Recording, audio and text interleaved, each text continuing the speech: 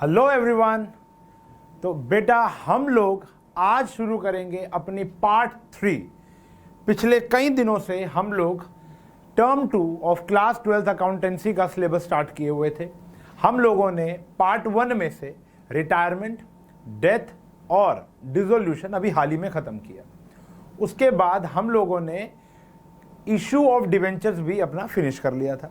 अब हम आए हैं पार्ट 3 पर, the most important topic of एक अकाउंटेंट की लाइफ में। इससे ज़्यादा इंपॉर्टेंट चैप्टर कोई हो नहीं सकता। तो इस चैप्टर को बड़े ही संभल के फॉर्मेट बनाकर, तो 2 क्लास का तो सिर्फ इंट्रोडक्शन आपको मिलेगा। इतना धमाकेदार इंट्रोडक्शन है कि आप इसको जीवन में कभी भूलोगे नहीं। और ये जो चैप्टर है ये हमारी ग्रेजुएशन के अंदर, हमारे सीए के अंदर, हमारी सीएस के अंदर, कोई भी ग्रेजुएशन कोर्स उठा लो जहां पर अकाउंटेंसी इन्वॉल्व है वहां पर ये चैप्टर आएगा ही आएगा और अच्छे खासे नंबर का आएगा। फिलहाल अगर हम 12th की बात करें तो ये चैप्टर 6 मार्क्स का क्वेश्चन है। ठीक है जी। अब 6 मार्क्स के क्वेश्चन में बहुत कुछ पूछ सकता है, तो चैप्टर को बड़े ही बारीकी से समझना है और अच्छे से समझना है। इस चैप्टर के बाद आपका एक छोटा सा चैप्टर कंपैरेटिव बैलेंस शीट करने के बाद हम बड़े चैप्टर एनपीओ पे जाके आपका सिलेबस को फिनिश कर देंगे। फिलहाल अगर हम बात करें तो आज अभी हम लोग सीख रहे हैं कैश फ्लो स्टेटमेंट का इंट्रोडक्शन। कैश फ्लो स्टेटमेंट है क्या?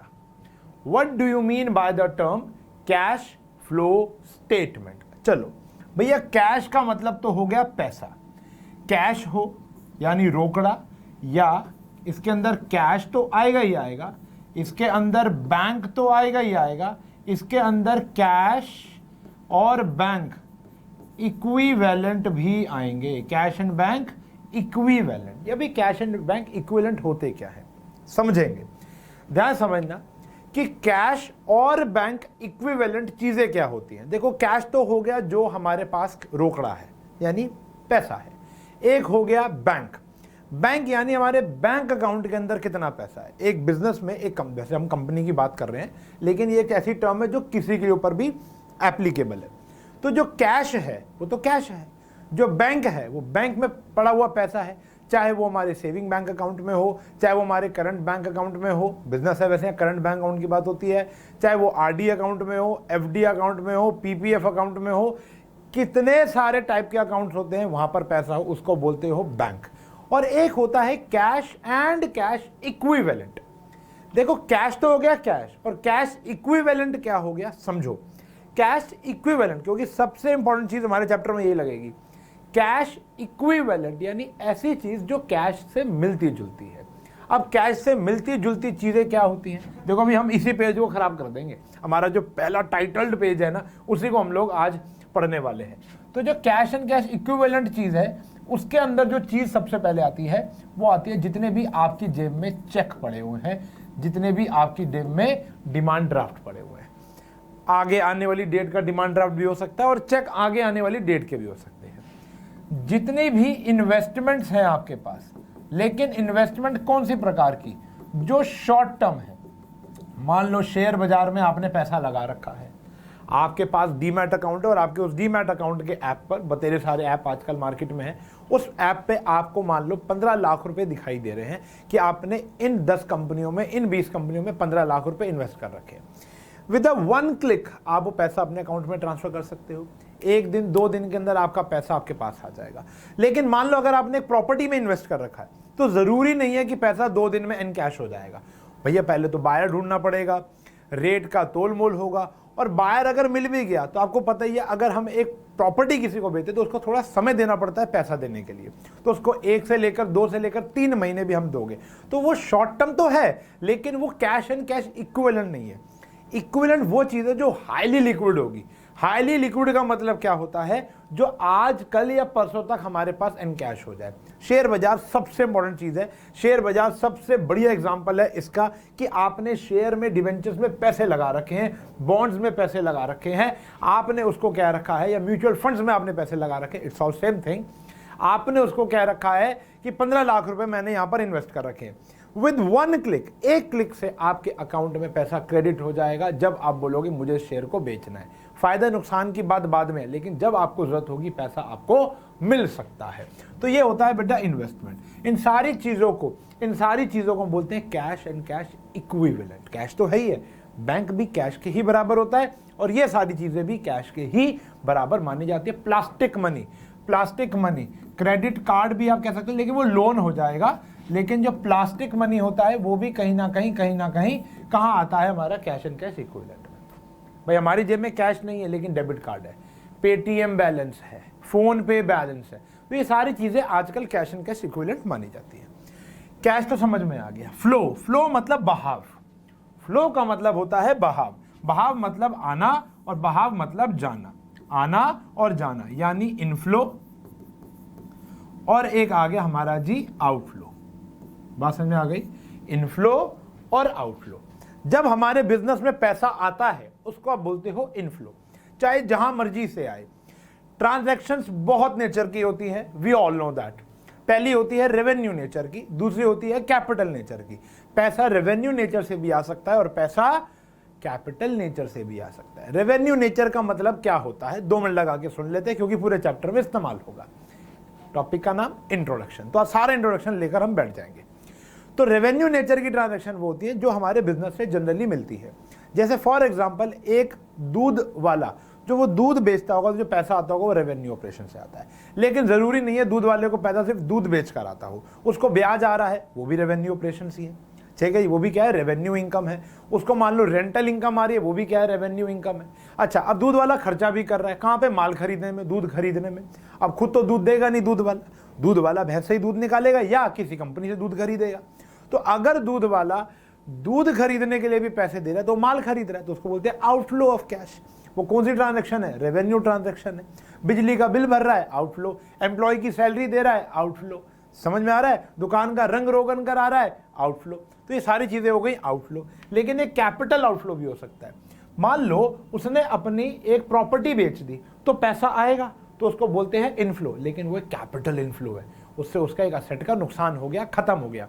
और एक कैपिटल आउटफ्लो भी आ सकता है। देखो, आउटफ्लो तो हो गया पैसा देना, उसके ऊपर बहुत सारा कर्जा था, उसने क्या कर दिया, पैसा देना शुरू किया मार्केट में, तो पैसा जा रहा है, लायबिलिटीज कम हो रही है, उसको बोलते हैं हम आउटफ्लो। बैंक से लोन ले सकता है, क्या करोगे बेटा, इनफ्लो। क्या बोलोगे इसको, इनफ्लो। तो मतलब हमारे बिजनेस के अंदर पैसा आना और पैसा जाने को आप क्या बोलोगे, इनफ्लो आउटफ्लो, यानी फ्लो ऑफ कैश। तो कैश के बहाव को अगर एक स्टेटमेंट में डाल दिया, कैश के बहाव को अगर एक स्टेटमेंट में डाल दिया, उसको बोलते हैं हम कैश फ्लो स्टेटमेंट। सर बाकी चैप्टर्स तो आपने इतना डिटेल में नहीं पढ़ा है, जरूरत नहीं थी बेटा। हमें वहां पर अभी फिलहाल हमारी प्रायोरिटी है स्कोरिंग, हमारी प्रायोरिटी है स्कोर करना। यहां पर मेरी अभी प्रायोरिटी बदल गई है, स्कोर तो कर ही लेंगे क्योंकि स्कोर कंटेंट, देखो भैया ये चैप्टर ऐसा है जो पूरी की पूरी 11th और 12th की अकाउंटेंसी इन्वॉल्व कर देगा।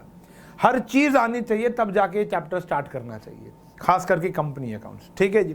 तो कंपनी अकाउंट्स टर्म 1 में समझा था, तो थोड़ा सा बेसिक लेके हुए पहले 2 लेक्चर थोड़े स्लो होंगे लेकिन ज्ञान भरे होंगे, उसके बाद नंबर तो तुम्हारे आ ही जाएंगे। पहले 2-2.5 लेक्चर में इतना ज्ञान है जो आपको उसके बाद मेरी जरूरत नहीं पड़ेगी, क्वेश्चन उठाओगे सॉल्व कर लोगे, ये मेरा वादा है। वरना नाम तुम्हें पता ही है, बदनाम कर देना। बात समझ में आ रही है? इतनी बड़ी बात बोल दी। देखो मैंने क्या कह दिया, अगर 2-2.5 दिन ढंग से इस लेक्चर को समझ लिया, सुन लिया, तो आपको मेरी जरूरत नहीं पड़ेगी, आप क्वेश्चन उठाओगे और सॉल्व कर दोगे, ये मेरा वादा है आप लोगों को। तो कहानी बेटा ये है कि कैश के बहाव को हम बोलते हैं कैश फ्लो, और उसी बहाव को, बहाव यानी इनफ्लो एंड आउटफ्लो को अगर हम एक स्टेटमेंट में उतार दें, अगर हम एक स्टेटमेंट में लिख दें, तो उसको बोलते हैं हम कैश फ्लो स्टेटमेंट। पूरा चैप्टर CFS के नाम से बड़ा ही जाना जाता है। इसका एक जुड़वा भाई भी होता है बड़े हो जाके, जब थोड़ा सा और बड़े हो जाओगे तो समझोगे, उसको बोलते हैं फंड फ्लो स्टेटमेंट। क्या है, आउटडेटेड है, आजकल CFS का जमाना है, या इससे भी एक बढ़िया वर्जन आ चुका है, कभी फुर्सत में बात करेंगे, लेकिन अभी फिलहाल हम बात कर रहे हैं कैश फ्लो स्टेटमेंट की। ओके, तो sir why there is need to prepare cash flow statement, जरूरत क्या है कैश फ्लो स्टेटमेंट बनाने की जब हमारे पास कैश बुक है। लॉजिक, एक सवाल आपके दिमाग में आना चाहिए कि सर पैसे का आगमन और पैसे का जागमन, यानी कैश का इनफ्लो एंड कैश का आउटफ्लो जो है, वो तो हमारी कैश बुक भी रिकॉर्ड कर लेती है। Why there is need to prepare cash flow statement, बहुत बड़ा question mark. Why there is need to prepare cash flow statement, cash flow statement बनाने की आवश्यकता क्या है? If we have cash book, जब अकाउंटेंट कैश बुक बना ही रहा है, तो अगर कैश बुक बन ही रही है तो कैश फ्लो स्टेटमेंट की आवश्यकता ही क्या है सर? ये बताओ आप।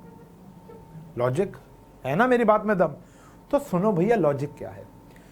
जब हम कैश बुक बनाते थे, 2 मिनट यहां पर हम ब्लैक मार्कर से ये समझ लेते हैं, जब हम एक कैश बुक बनाते थे तो कैसे बनाते थे, 2 मिनट पहले समझेंगे।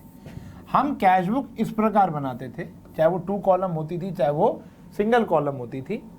हम वहां पर ये देखते थे जितना भी इनफ्लो ऑफ कैश है हम डेबिट कर दिया करते थे, खुशियां डेबिट होती थी, और जितना भी आउटफ्लो ऑफ कैश है वो क्रेडिट किया जाता था, जितने भी गम थे वो हम क्रेडिट कर दिया करते थे। ठीक है जी, और फिर हमारा कैश या बैंक का बैलेंस बच जाता था। अब इस इनफ्लो पे जाना, इस इनफ्लो पे जाना, ये इनफ्लो कहीं ना कहीं 3 प्रकार का हो सकता था। हमारे बिजनेस से रिलेटेड, हमारे एसेट्स या लाइबिलिटी से रिलेटेड, जनरली एसेट से रिलेटेड, और एक होता था हमारी लाइबिलिटी से रिलेटेड। समझेंगे बिजनेस से रिलेटेड का मतलब क्या है? मान लो कि एक वही दूध वाले की बात कर लो, ठीक है जी। अगर आप एक दूध वाले की बात कर रहे हो तो दूध वाले को जो जो इनकम्स मिल रही हैं, जो जो रेवेन्यू जो पैसे वो अपने गल्ले में डालेगा, तो वो उसकी बिजनेस इनकम हो गई। ठीक है जी, जो वो दूध या मिल्क प्रोडक्ट्स या एक दूध की दुकान पे चाय, फैन, बिस्किट, नमकीन, मैगी, फ्रूटी, समझ रहे हो, ये कॉफी, ये सारी चीजें बिकती है। Doodh is the main product, paneer is the main product, ghee, khoya, chaap is the main product, but बाकी वो साइड बिजनेस में अपना थोड़ा बहुत टॉफी, समझ रहे हो, टॉफी, पान, तंबाकू, ये सब भी बेचकर वो पैसा प्राप्त कर लेता है। तो इसको बोलते हैं बिजनेस इनकम। जो वो बैठकर मेहनत से अपने पैसे कमा रहा है उसको बोलते हैं हम बिजनेस इनकम। वो तो यहाँ आएगी, जितना भी दूध या उसका प्रोडक्ट बेचकर, गुड्स बेचकर जो पैसा आएगा वो यहाँ पे आएगा, यानी सेल ऑफ गुड्स यहीं आती है बेटा। ठीक है जी। दूसरी बड़ी बात, अब एसेट, अगर मान लो वो एसेट को बेच देता है, उसका पुराना स्टूल पड़ा था, उसके लिए तो फर्नीचर था, बेच के 50 रुपए आ गए, वो भी यहीं आएगा। उसने अपनी एक बिल्डिंग बेच दी, मान लो पहले 2 फ्लोर पे दूध की दुकान होती थी, उसने 1 फ्लोर बेच दिया कोरोना काल में, तो उसका जो पैसा आएगा वो भी तो कैश बुक में डेबिट होगा। पैसा तो आ ही रहा है, चाहे आपका एसेट बेच कर आ रहा है, पैसा तो आ रहा है, यहां पर ही लिखते थे, समझ रहे हो। और अगर मान लो उसने बैंक से लोन ले लिया या क्रेडिट कार्ड स्वाइप कर लिया, उसके ऊपर तो कर्जा आ गया, बिजली का बिल अभी तक नहीं भरा हुआ, छोटू की सैलरी नहीं दे रखी, वो पैसा भी अभी तक यहां पर नहीं आया, मतलब वो पैसा जो अभी हमने मार्केट में देना है, लाइबिलिटी जो है, चलो भाई पैसा यहां पर वो वाला पैसा तो आएगा नहीं जो अभी तक हमने नहीं दिया, लेकिन बैंक से जो लोन ले लिया, क्रेडिट कार्ड स्वाइप कर लिया, किसी से उधारी पैसे मांग लिए, समझ रहे हो, उधार पे आपने माल खरीद लिया, वो तो यहां नहीं आएगा, बात समझ में आ गई मेरे को। लेकिन बैंक से जो लोन लिया होगा वो तो पैसा आएगा, क्रेडिट कार्ड स्वाइप करके जो पैसे आपके अकाउंट में आए होंगे वो तो यहां आएगा, तो जितना भी लाइबिलिटी से पैसा आता है वो भी यहीं आएगा। ठीक है जी, तो यहां पर तो खिचड़ी पकी हुई है, एक ही डेबिट साइड में आपको हर एक नेचर की ट्रांजैक्शन नजर आ रही है, ध्यान समझना। इसी प्रकार आउटफ्लो पे चल लो। आउटफ्लो, ऐसी कौन से आउटफ्लो थे जो बिजनेस से रिलेटेड थे, यानी माल खरीदने में, सैलरी देने में, बिजली का बिल भरने में जो आपने खर्च किए। इसके बाद अगर आप देखो तो जैसे अगर आपने एसेट बेचा तो क्या पता आपने कोई एसेट खरीदा हो, दूध वाले का फ्रिज खराब हो गया, वो और बड़ा फ्रीजर ले आया, समझ रहे हो, उसने पेप्सी कोक का भी एक फ्रिज डाल दिया, उसने अपनी दुकान में एसी लगवा दिया, उसके पास तराजू पहले दूसरा था, अब उसने इलेक्ट्रिक तराजू खरीद लिया। तो कहने की बात यह कि उसने अपने असेट्स को अपग्रेड कर दिया, तो उसमें तो पैसा जाएगा बिल्कुल। और यह भी तो हो सकता है कि उसने अपने पुराने कर्जे उतार दिए हो, अपने बैंक का लोन पे कर दिया हो, क्रेडिट कार्ड का बिल पे कर दिया हो, तो कहीं ना कहीं उसकी लायबिलिटी भी डिटेरियोरेट हो गई, कम हो गई। लेकिन देखो समझने वाली बात है, ये सारे काम कैश बुक भी कर रही है और यही सारे काम कैश फ्लो स्टेटमेंट भी कर रहा है। तो हम क्यों बना रहे हैं कैश फ्लो स्टेटमेंट? सवाल देखो, अभी तक मैंने कैश बुक बना दिया और मैंने अभी आपको कैश फ्लो स्टेटमेंट के बारे में बता दिया कि कैश फ्लो स्टेटमेंट करने क्या वाला है। एक ऐसी स्टेटमेंट जिसमें पैसों का आगमन और जागमन लिखा जाएगा, और कैश बुक भी यही कर रही थी जिसमें पैसे का आगमन और जागमन लिखा जा रहा है। तो why there is need to prepare cash flow statement? भैया कैश फ्लो स्टेटमेंट हम बनाई क्यों रहे हैं? तो कारण एक ही है, वो है हमारी जो कैश बुक है। सुन लो, why there is need to prepare cash flow statement if we have cash book? Because cash book जो होती है वो डिफरेंट एक्टिविटीज में ट्रांजैक्शन को बाइफर्केट नहीं करती है, लेकिन हमारी जो कैश फ्लो स्टेटमेंट है वो हर एक एक्टिविटी के अनुसार, अभी एक्टिविटी क्या है अभी बताऊंगा, हर एक एक्टिविटी के अनुसार हमारी कैश बुक कैश फ्लो को बाइफर्केट कर देती है। अब वो 3 प्रकार की एक्टिविटी क्या है? What is the difference between cash book and cash flow statement? तो क्या फर्क है आओ देखते हैं। जो हमारी देखो कैश बुक जो है, और यहां लिख देते हैं हम कैश फ्लो स्टेटमेंट। ये समझ लिया ना तो बहुत बड़ा सवाल का जवाब हमको मिल जाएगा। ये ना होना पास तो हो जाएं, अच्छे नंबर भी आ जाएं, और ये क्वेश्चन हमारे अंधकार में ही चल रहा है कि भैया ये ऐसा हुआ क्यों था। तो इसको जानना बड़ा जरूरी है। कैश बुक के अंदर और इसके अंदर जो ट्रांजैक्शन है उनका नेचर सेम है, इसका और इसका नेचर सेम है। ऑल्दो नेचर ऑफ ट्रांजैक्शंस जो है वो क्या है? बिल्कुल हूबहू सेम है। बट फर्क क्या है? फर्क क्या है? It do not bifurcate, it do not bifurcate transactions into different activities। यानी ये सारी की सारी ट्रांजैक्शंस को एक ही डब्बे में डाल के रखता है। देखो डब्बा तो यहां पर भी खैर सेम होगा, लेकिन यहां पर डेबिट साइड के कॉलम के अंदर हमें नहीं पता चलता कि नेचर ऑफ ट्रांजैक्शन क्या है, वो किस प्रकार की एक्टिविटी से हमारे सामने आई है या वो यहां पर मौजूद है। देखो ऑल्दो नेचर ऑफ ट्रांजैक्शन यानी नेचर तो कैश का ही होगा, यहां पर भी कैश ट्रांजैक्शन आएंगी, यहां पर भी कैश ट्रांजैक्शन आएंगी, लेकिन ये बाइफर्केट नहीं करता। But CFS divides all transactions into 4 activities. 4 प्रकार की एक्टिविटीज में ये इसको कन्वर्ट कर देता है। समझने वाली बात है, जो पहली है, दूसरी, तीसरी, चौथी, इसको समझ लेना बहुत ही बढ़िया से। तो जो पहली एक्टिविटी हमारे पास सामने आ रही है वो है ऑपरेटिंग एक्टिविटी। अब ये जो ऑपरेटिंग एक्टिविटी है वो क्या है? ऑपरेटिंग एक्टिविटी यानी all day to day business transactions, यानी जितनी भी ट्रांजैक्शन है, ट्रांजैक्शंस या entries related to day to day business activities. ठीक है जी, सैलरी का आना, सैलरी का जाना, रेंट का जाना, माल बेच दिया, पैसा आया, माल खरीद लिया, पैसा दे दिया, समझ रहे हो? एम्प्लॉय की सैलरी हो गई, cartage, carriage, fuel, power, XYZ, जो भी आप खर्चा बिजनेस को चलाने के लिए कर रहे हो, डायरेक्टली इन्वॉल्व। ठीक है जी, वो सारी एक्टिविटीज का जो भी पैसा होता है वो सिर्फ और सिर्फ ऑपरेटिंग एक्टिविटी में जाता है। समझ रहे हो? मतलब एक दूध वाला फैन खरीद रहा है, फैन मतलब वाला फैन नहीं, वो चाय के साथ खाने वाला फैन खरीद रहा है, तो वो माल में आ गया। बेच रहा है तो माल में आ गया। समझ रहे हो? वो अगर अपनी दुकान को चमकाने के लिए कॉलिन भी खरीद रहा है तो भी वो ऑपरेटिंग एक्टिविटी है। समझ रहे हो? जो उसने माल बेचा और माल खरीदा वो तो आएगा ही आएगा। अब बिजली का बिल हो गया या कह सकते हो वो जो रंग रोगन उसने कराया होगा अपनी दुकान के अंदर, जितनी भी एडवर्टीजमेंट वो करता होगा, बाहर बोर्ड लगा रखा होगा, जो वो छोटू को पैसे देता है, या वो फ्री होम डिलीवरी के लिए बॉयज रखे हुए हैं, या फ्रिज हो गया, एक मतलब फ्रिज तो एक एसेट हो गया, लेकिन उसको चलाने का, उसको मेंटेन करने का जो खर्चा हो गया वो सारा का सारा हमारा ऑपरेटिंग एक्टिविटी के अंदर आता है।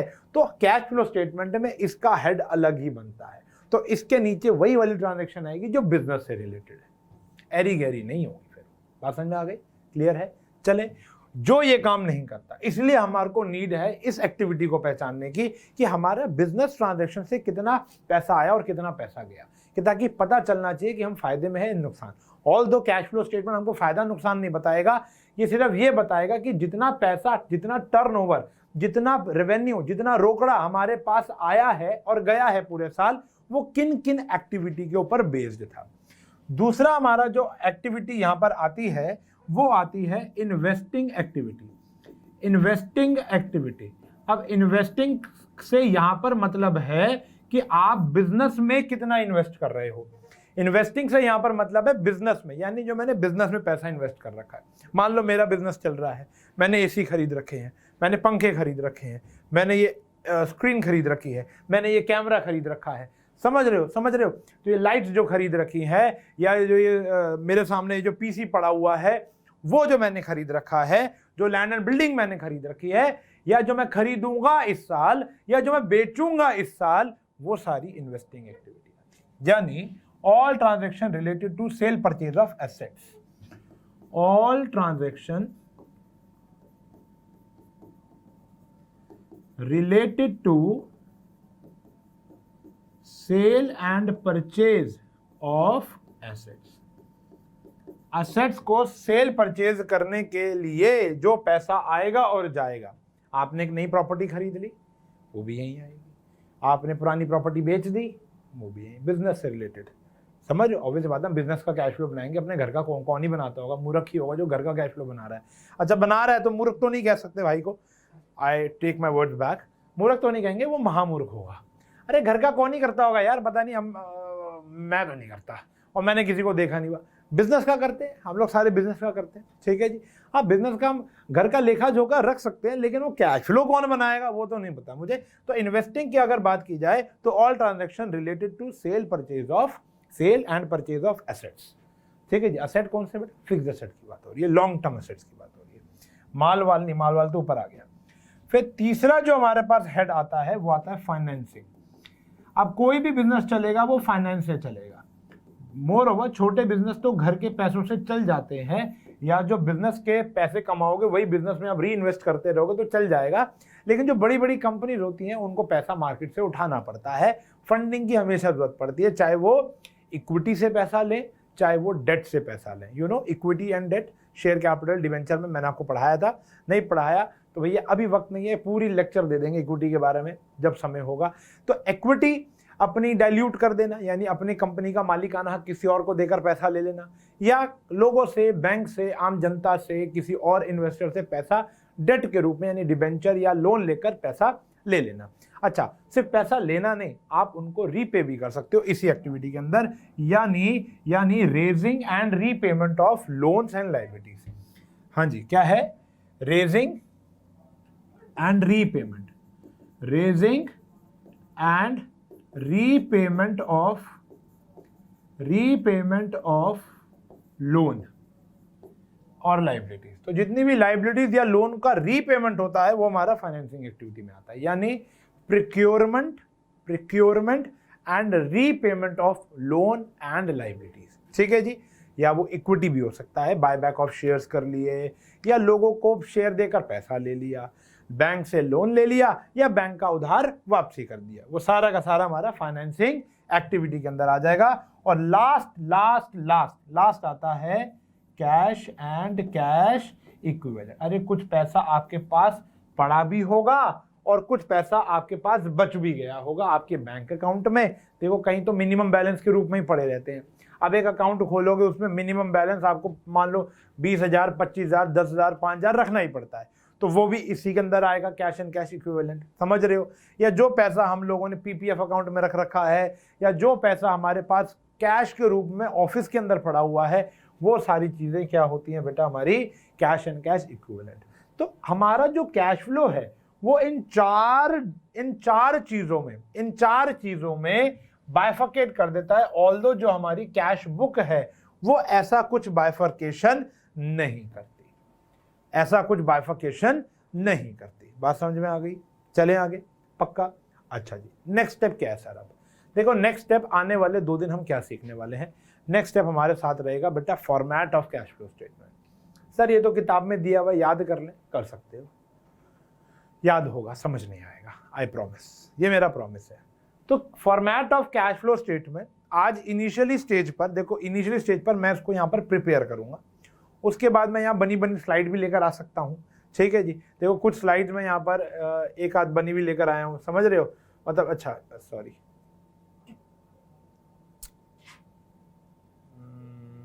2 मिनट रुकेंगे। तो वैसे तो मैं स्लाइड्स बना सकता हूं, आपको पता ही है, और लेकिन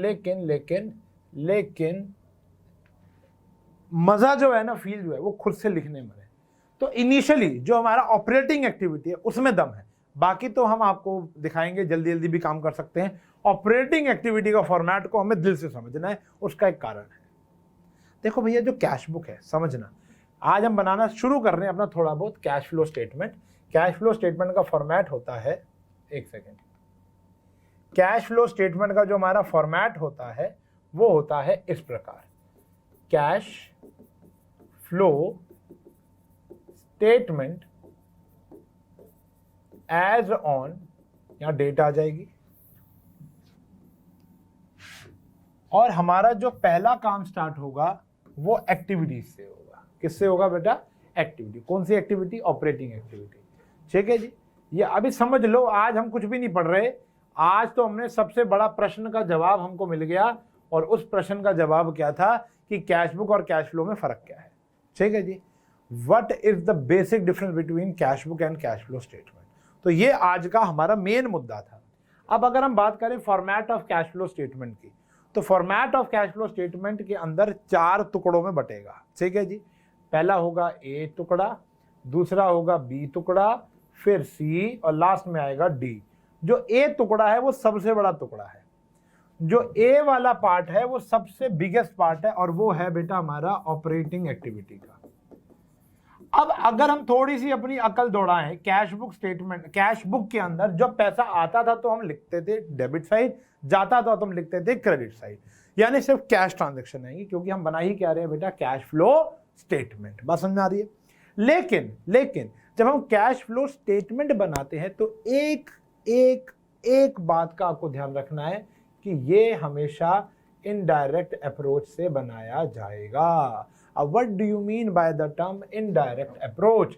इनडायरेक्ट, देखो ये लास्ट बात आज कर रहा हूं मैं, और अगली क्लास के अंदर पूरी एक बहुत बड़ी वीडियो बनाएंगे। अगली क्लास के अंदर हम पूरा का पूरा फॉर्मेट दिल से समझ लेंगे कि क्या आता है। ठीक है जी, और उसके बाद हम उसके क्वेश्चन स्टार्ट कर देंगे। ओके, वैसे तो बेटा कैश फ्लो स्टेटमेंट बहुत ह्यूज चैप्टर है, लेकिन इसको अगर हम अर्लीस्ट टू अर्लीस्ट खत्म करना चाहते हो, क्वालिटी से कॉम्प्रोमाइज नहीं, क्वालिटी से कॉम्प्रोमाइज बिल्कुल नहीं करूंगा मैं, खासकर इस चैप्टर में। बाकियों में फिर भी आप मेरे पे शक कर सकते हो कि सर ने जल्दबाजी में निपटा दिया, लेकिन इस चैप्टर में मैं 1% की जल्दबाजी नहीं करूंगा, चाहे भले ही कंपैरेटिव बैलेंस शीट और कॉमर्शियल बैलेंस शीट मुझे छोड़ना पड़े, क्योंकि वो तो रटने वाला चैप्टर है, वो तुमको आता ही होगा, प्रैक्टिकल में कर लिया होगा। ये जो चैप्टर है ये तो दिल के बहुत करीब है, तुम्हारे भी होना चाहिए। तो इनडायरेक्ट अप्रोच जो सीखते हैं, जो ऑपरेटिंग की है, उसके अंदर क्या है कि इसके अंदर सारी की सारी नॉन कैश ट्रांजैक्शन आएंगी। सर क्या बात कर दी आपने? नॉन कैश ट्रांजैक्शन आएंगी, और दूसरी नॉन ऑपरेटिंग आएंगी। बहुत ही बढ़िया है जियो बाबू, नॉन ऑपरेटिंग ट्रांजैक्शन आएंगी। बात समझ रहे हो? यानी इनडायरेक्ट अप्रोच, सब कुछ उल्टा। हम लोग सेल या ओपनिंग स्टॉक से एनपी तक जाएंगे तो डायरेक्ट अप्रोच होती है, और एनपी से अगर हम उल्टा चलते हैं, तो जितनी भी नॉन कैश ट्रांजैक्शन है, अब हमारे बिजनेस में क्या कोई भी ट्रांजैक्शन नॉन कैश होती होगी? आंसर इज बहुत सारी ट्रांजैक्शन नॉन कैश होती है। जैसे loss on sale of fixed asset, जैसे डेप्रीसिएशन, जैसे इनटेंजिबल एसेट का राइट ऑफ होना। एक गुडविल थी, वो धीरे धीरे उसकी वैल्यू कम होती जा रही है। अब उसकी वैल्यू अगर कम होती जा रही है, तुम्हारी जेब से पैसा थोड़ा ना जा रहा है। इन असेट्स जो मेरे सामने असेट्स पड़े हुए हैं, इनके ऊपर धीरे धीरे डेप्रिसिएशन लगता है। तो क्या मेरी जेब से पैसा जा रहा है? नहीं। ये नुकसान तो है, लेकिन it's a non cash expense है।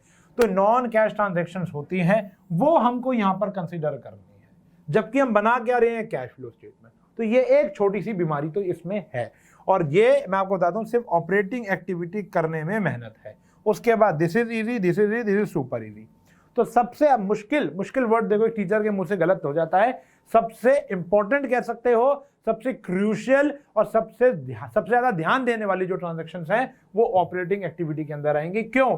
अगर ये सीधा सीधा होता तो माल बेचा तो पैसा आ जाता, समझ रहे हो? माल बेचा तो पैसा प्लस हो जाता, माल खरीदा तो पैसा माइनस, रेंट आएगा तो पैसा प्लस, रेंट जाएगा तो पैसा माइनस। सिंपल, नो बकवास, सीधी बात, नो बकवास, इट्स जस्ट लाइक स्प्राइट। ठीक है जी। लेकिन यहां पर एक प्रॉब्लम है कि यहां पर इनडायरेक्ट अप्रोच का इस्तेमाल करना पड़ता है, और सारी की सारी ट्रांजैक्शन भी कौन सी आएंगी? Non operating. हाय रब्बा, मतलब या तो वो ट्रांजैक्शन होनी चाहिए नॉन कैश, या वो होनी चाहिए नॉन ऑपरेटिंग, तब जाकर आपको उसको ऑपरेटिंग एक्टिविटी में जगह मिलेगी। समझ में आई? तो जो हम एक्सपेक्ट कर रहे थे कि ये तो जस्ट लाइक कैश बुक होगा, वैसा ये होने वाला नहीं है। ठीक है जी, क्योंकि हम यहाँ ऑपरेटिंग, अच्छा ये वाली तीनों की तीनों चीजें हम डायरेक्ट अप्रोच से करते हैं, इसलिए आसान है। जैसे अभी मैं बात बताऊं, मैंने अभी आपको बताया था दिस इज इन्वेस्टिंग एक्टिविटी, यानी माल ये असेट का खरीद और बेच देखता है। यानी अगर हमने असेट बेचा होगा तो पैसा आएगा तो यहाँ प्लस ही होगा, और असेट खरीदेंगे तो पैसा गया होगा तो वो माइनस ही होगा। तो इसके अंदर कंफ्यूजन नहीं है। ऐसे ही फाइनेंसिंग के अंदर अगर हमने पैसा उठाया होगा मार्केट से, चाहे इक्विटी के रूप में चाहे डेट के रूप में, तो पैसा क्या हुआ होगा? प्लस हुआ होगा। और अगर हम रीपे कर रहे हैं तो पैसा क्या होगा? माइनस होगा, नो डाउट। लेकिन प्रॉब्लम सिर्फ और सिर्फ किस में है बेटा? ऑपरेटिंग एक्टिविटी में है। ऑपरेटिंग एक्टिविटी के अंदर ट्रांजैक्शन तो आनी चाहिए बिजनेस से रिलेटेड, यानी ऑपरेटिंग ट्रांजैक्शन, लेकिन यहां पर आएगी या तो नॉन ऑपरेटिंग या नॉन कैश। क्लियर है? बात समझ में आ गई? तो अगली क्लास के अंदर हम लोग क्या करने वाले, देखो आज का मुद्दा हमने आपको समझा दिया कि कैश बुक और कैश फ्लो में फर्क क्या है। ये वाइवाज के अंदर पूछे जाने वाला सबसे इंपॉर्टेंट सवाल है। ठीक है जी। तो अब इस वाइवा के अंदर जो सबसे इंपॉर्टेंट सवाल आता है वो यही आता है कि what is the basic difference between cash book and cash flow statement. ठीक है जी, पहला। दूसरा जो सबसे मेन मुद्दा है वो ये है कि इसका फॉर्मेट कैसे है। अब फॉर्मेट के लिए हम मिलेंगे अगली क्लास में, तब तक के लिए बाय बाय।